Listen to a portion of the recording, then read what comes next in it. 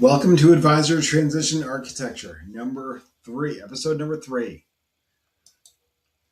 Today we're talking about a new business plan and how do you develop new business in the wealth management space on a repeatable and sustainable basis.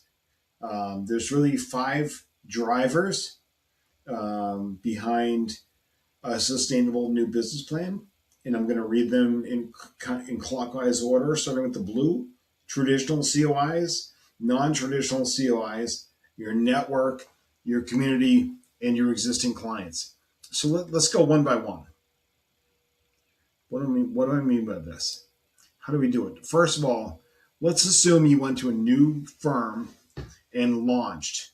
You effectively launched. What do you need to do? Some of the core fundamental things when you start a new firm is these 4.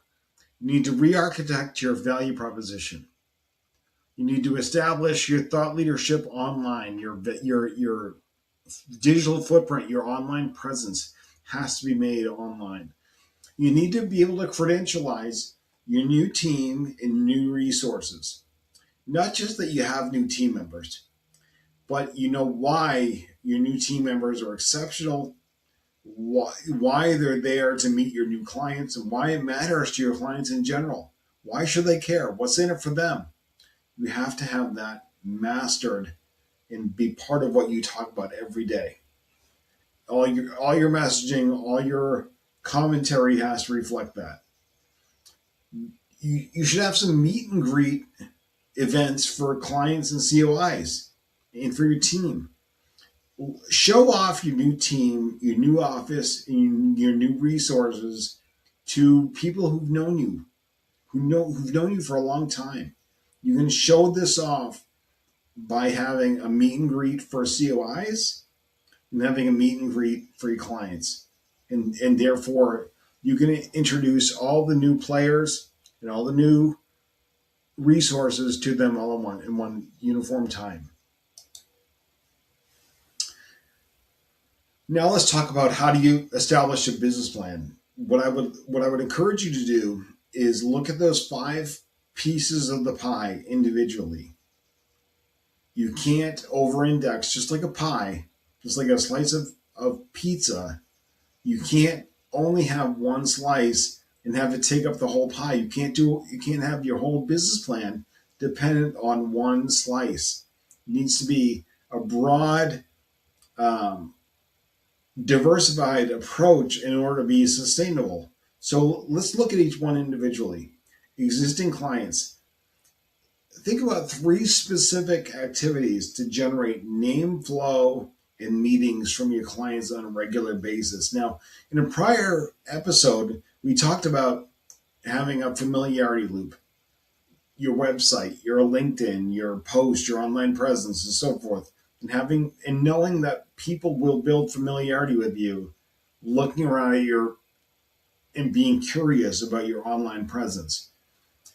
What are some things with that in mind that can also help your clients refer family members, network their close advisors to you so they can get to know you better along those lines? Let's talk about the traditional COIs. Very similar. What are 3 ways that you can have your CPAs and your attorneys, your traditional COIs, leverage your accountability, your familiarity loop, and make it easy on them to refer people to you on a favorable basis? And that could be leveraging thought leadership, leveraging a post, leveraging your website, leveraging niche material that might be appropriate for them at any given time of year. Think tax time. What can you do at tax time to help your CPA refer you appropriate names? And how can you make it easy on them? I'd also look at your community and say, all right, well, who is your community? Your community is boards that you might belong to. It might be a Rotary Club.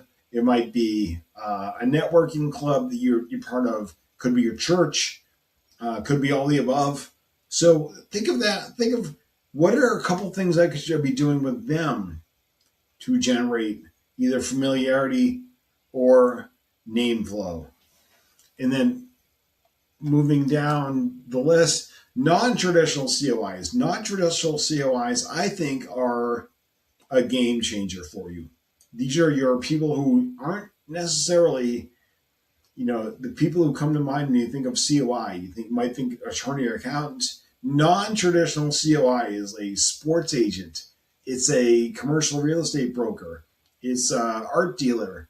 It's a aircraft dealer, or somebody who deals in private aircraft.